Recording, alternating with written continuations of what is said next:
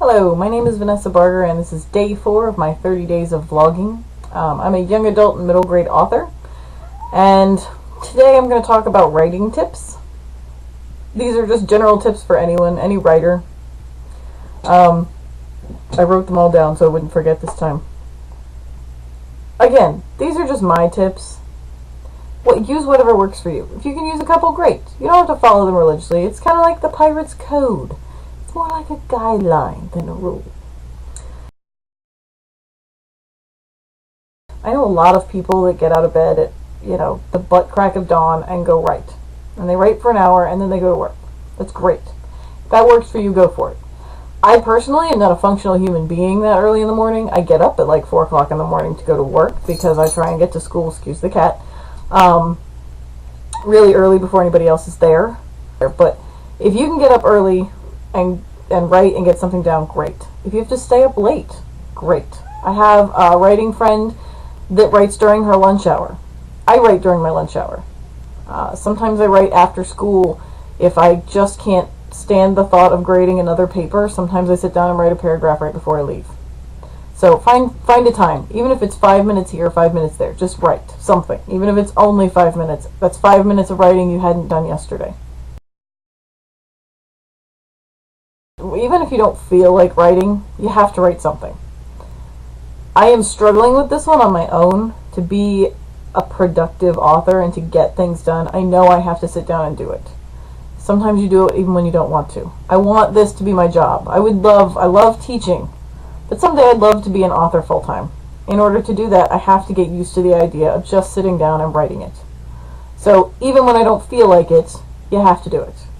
Even if it's the same thing over and over, which brings to mind that scene from The Shining where he writes like Jack is a good boy over and over and over again. Creepy, but if that's what you need to do, minus the whole possession and, axe wielding thing, go for it.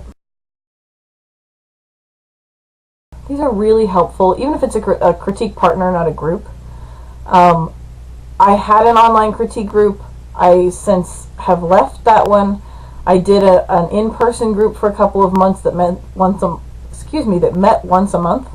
They were great, but we've also disbanded. So I now have a couple of critique partners that are people that I know, even if I am great buddies with, they will give me an honest opinion and an honest critique of my work. The last thing I need is somebody telling me, "Oh, that's nice." That doesn't do you any good. You need somebody who will look at you and go, "Dude, this paragraph is awesome. That next one sucks. You need to fix that." That's what I need. Make sure you write every day. If you have to take a break, that's one thing. Like, if life is just getting too stressful, I know how that is. Right now, that's where I'm at. You can take a break. Sometimes you just have to. But try and write. I'm a huge proponent of keeping a writing journal. I have tons of them. I literally have, I would pick up the camera, but I'm testing this new camera out for my Young Writers Club at school, and I'm afraid to move it because I'm not really sure what will happen afterwards.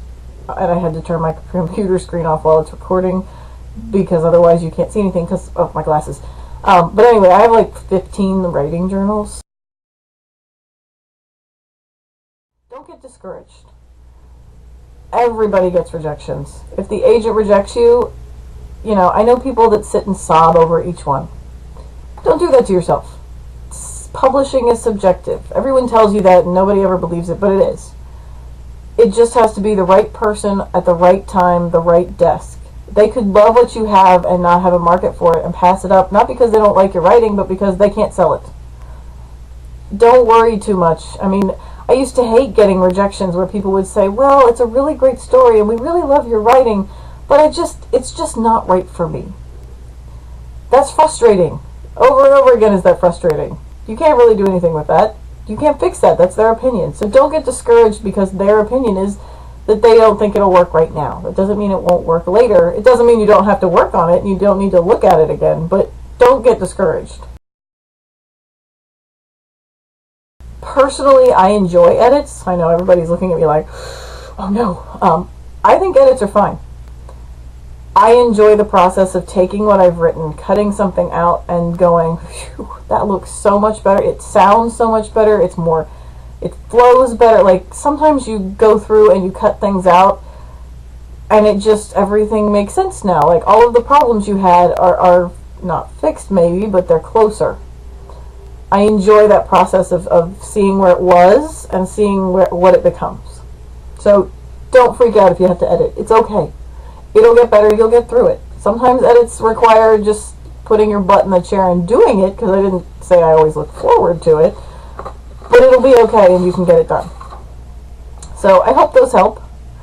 If you'd like more tips, if you have comments about the tips, if you have comments about the videos, if you think this version of the webcam video is really weird, please let me know, because I'm not really sure about this. I might buy one for me, depending on how it looks when I turn the screen back on. But let's hope it works. I'm doing a bunch of Skype author visits. If you're an author and you like to Skype, please leave a comment. My Young Writers Club is always looking for people to talk to.